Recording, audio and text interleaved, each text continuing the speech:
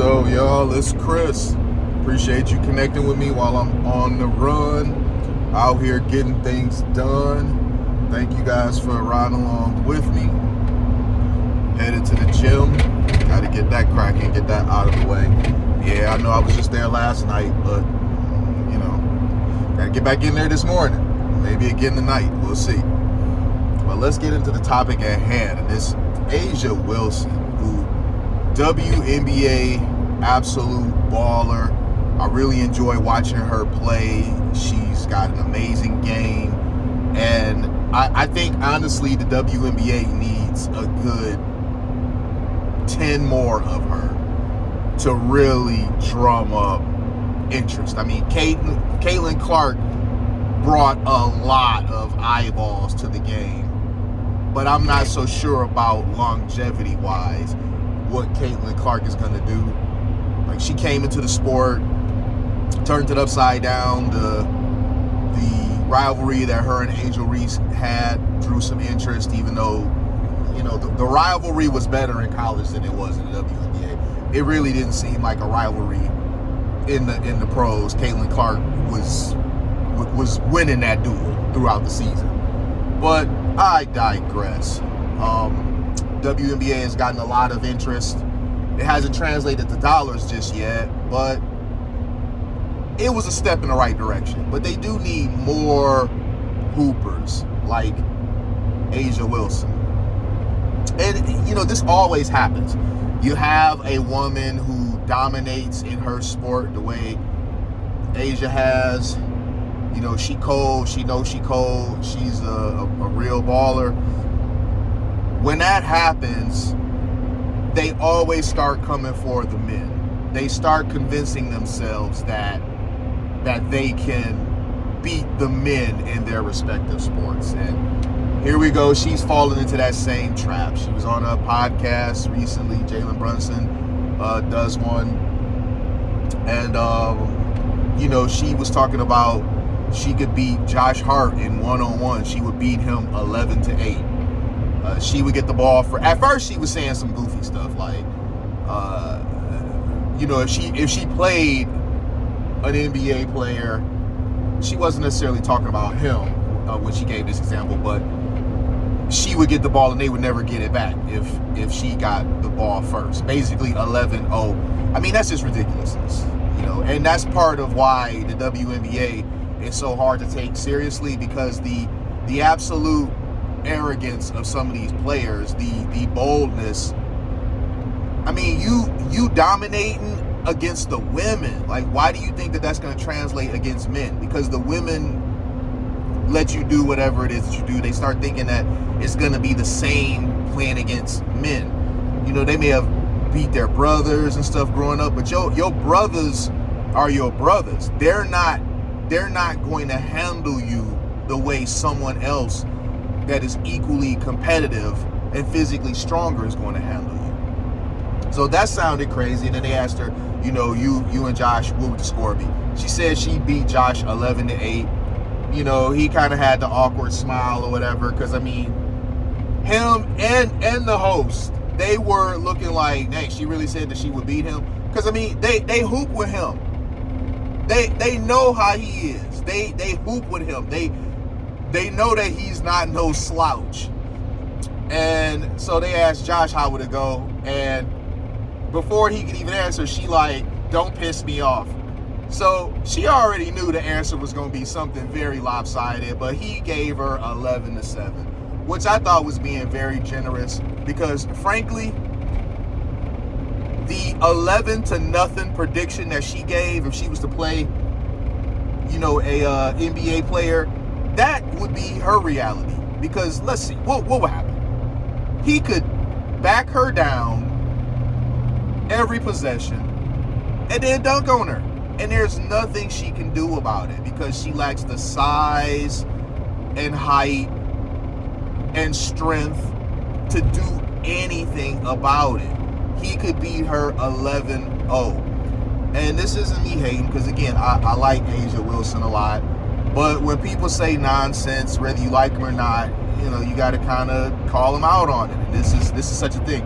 People people calling us out on our BS, it keeps us rooted in reality. We can kind of get a bit full of ourselves at times and escape, and we need people around us to kind of keep us grounded. We all do, and she's no different. And she knew that this panel of guys wasn't gonna just let that fly. That's why when Josh was given the opportunity to speak, she wants to preface what he gonna say. I mean, imagine that. You gonna preface what he gonna say with some "don't piss me off." Masculine energy, but that's not even the issue here. It's just the absurdity. There's one thing to be confident, it's another thing to be delusional. And this is gonna sound mean, but I really don't think it is, because I think it's just being honest. I don't believe that Asia could beat any guy in the NBA. And you guys may be like, wow, really?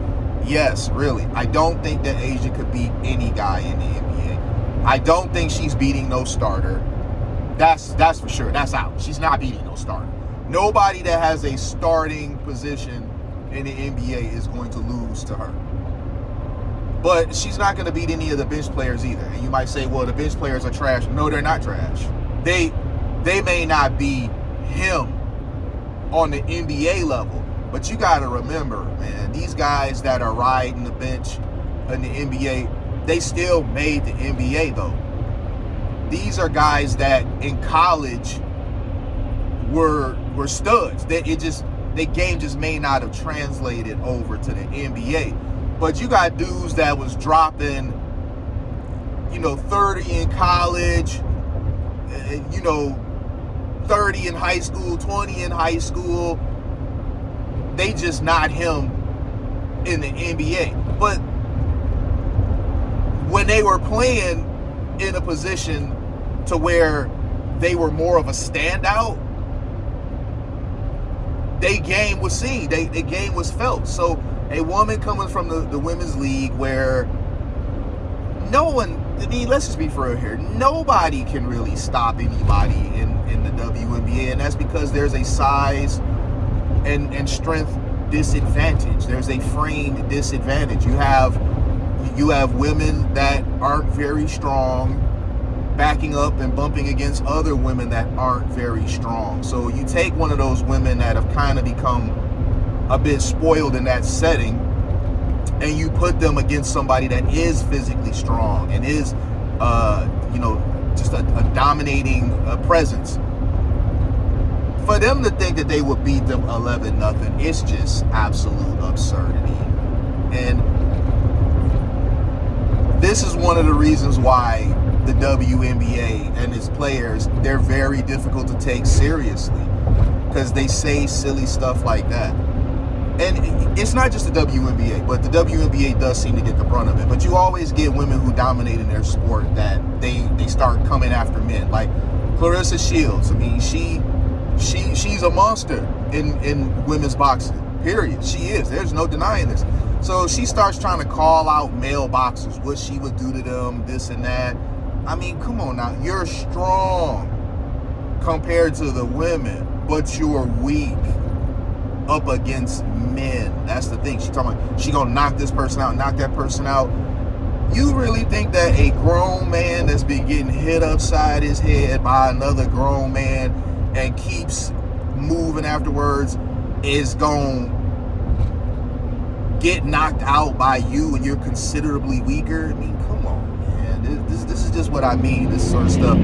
When the women dominate other women, they start to just really delude themselves. They start thinking that they could come for the men. That unfortunately is the trap of a female athlete who excels. Like, she excels against her peers.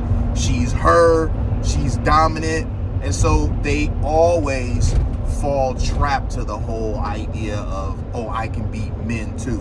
And it's usually supported by other men that are around them that never give them that reality check, because they have a sparring partner who's a man, and because they've did well against him, they think that it's going to be just as easy against grown ass men who are out there trying to win. or they're playing hoops, friendly games of pickup, trash talk against their cousins and their brothers, whatever, in the backyard. And because they do okay against them, they start thinking, oh, they're men, so obviously I'm good enough to beat men. No, if you're a woman in a professional sport, and this is why we always advocate for men and women having, different categories. This is why we're like, no, we don't want biological men competing against women, because regardless of the fact that the guy may be on hormones now and whatnot, the benefits that he received from going through his puberty phase, essentially, they can't be undone. So we can't be like, men shouldn't compete against women on one hand, but then support this delusion. You got women that are like, oh, I'm good enough to compete against men. No, you're not. You're not, sis. No matter how good you are, and she's exceptional. She's not good. She's exceptional. She's elite. She's elite as it gets. But she's elite in the women's division. It's totally different when you compete against men. It always will be. That's just the way that it is. Men are men. Men are always going to have a size advantage, a strength advantage, a frame advantage. And regardless of how good you may be competing against other women, it's never ever going to translate to competing against men, especially when the men are taking it seriously. If you are a woman competing up against a man who's taking it seriously, you're going to get crushed, and oftentimes not just crushed but embarrassed. So I'm gonna leave it there. Let me know what you guys think. Let me know. You guys know who Asia Wilson is? Have you guys seen her play? I mean, she nice. Really, she nice. This is no disrespect to her game whatsoever. She nice. And I'm not downplaying how nice she is. I'm just saying that, lady, you nice. But that's against the women, man. Why can't that be enough? Why do you have to try to be like, oh, you'll beat men 11-0? I mean, just the absurdity of that. All right, I'm going to leave it here, y'all. I'll talk to y'all later. Peace.